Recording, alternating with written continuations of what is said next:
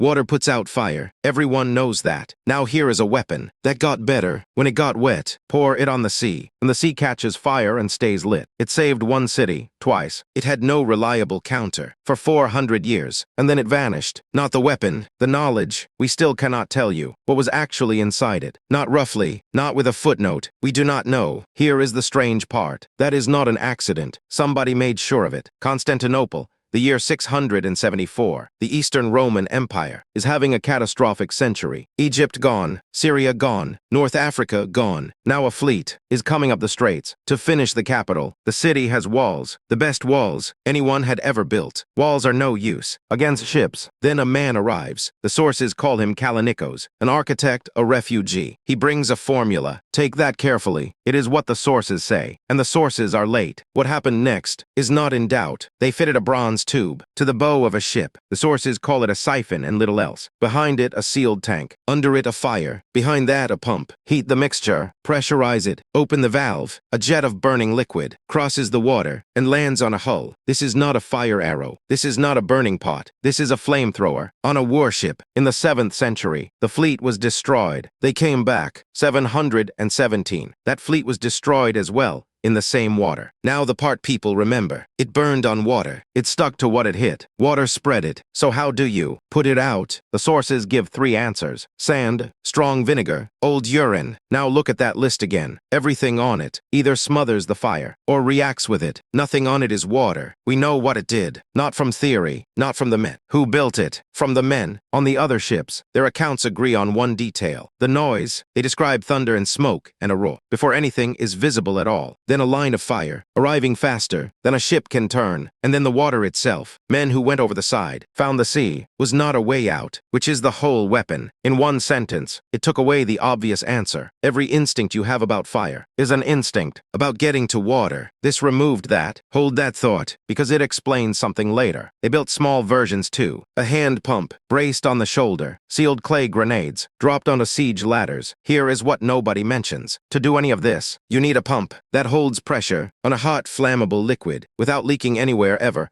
under heat and pressure combined. Get that wrong, and it kills your own crew. Somebody solved that on a wooden ship, repeatedly for 400 years. The chemistry gets all the attention. The plumbing was the hard part. So how do you keep a secret for 400 years? You do not keep one secret. You break it into 4 separate pieces, deliberately. The mixture made in one place. The siphon built by one family. The crews trained apart. Nobody held the whole thing. Then Constantine VII writes an instruction manual for his son. He says the fire was delivered by an angel. He says anyone who shares it should be thrown out of the church and executed. That is not a recipe. That is a classification system with a curse attached. And here is the thing. It worked perfectly. Nobody stole it. Nobody ever wrote the whole thing down in one place, which is exactly the problem. By the 1200s, they are not using it. There is no dramatic ending, no library fire, no last engineer. The empire simply shrinks. It loses the ground the raw material came from. You cannot run a weapon on a supply line you no longer hold. The families lose their positions, or die, or are simply not replaced, and nobody hands over a manual, because nobody was ever given one. Then 1204, Crusaders sacked the city. The entire system had been built to protect. Whatever memory was left did not survive that. So what was actually in it? We are guessing, but we are not guessing blindly. The strongest candidate is crude oil, not a mystery substance. Petroleum, skimmed off surface seeps around the Black Sea, which the Byzantines could reach, and their enemies for the most part could not. Add resin so it clings, possibly sulfur. The sources describe the smell. Now the honest part, because this story attracts nonsense. 1 saltpetre. You will read that it was in there. It was not in there, and here is why. Saltpetre is what makes gunpowder work. It does not reach the Mediterranean for another 600 years. If they had held it, medieval history looks completely different. 2 quicklime. It heats violently in water, which sounds absolutely perfect, but the sources describe a jet that is already burning as it leaves the tube. Quicklime does not do that. 3, and this one actually matters. In the early 2000s, a historian and an engineer stopped arguing and built one. Bronze siphon, pump, heated tank, crude oil in the vessel, and it worked on the first serious attempt. It threw burning liquid across open water. That proves the machine is buildable. It does not prove the recipe. Feasible is not the same as true. That gap is most of this channel. So here is where we stand. We have the effects described by people it was aimed at. We have the machine described well enough to rebuild. build. We do not have the recipe, and we are never going to get it, because the one document that would settle it was deliberately never written, which is the actual ending. Greek fire was not lost because anyone was careless. It was lost because they were careful. They built a secret with no single point of failure, and therefore no single point where it could ever come back. Every part was protected from absolutely everyone, including in the end. From them, pour water on it, and it spreads. Hold it too tightly, and it goes out.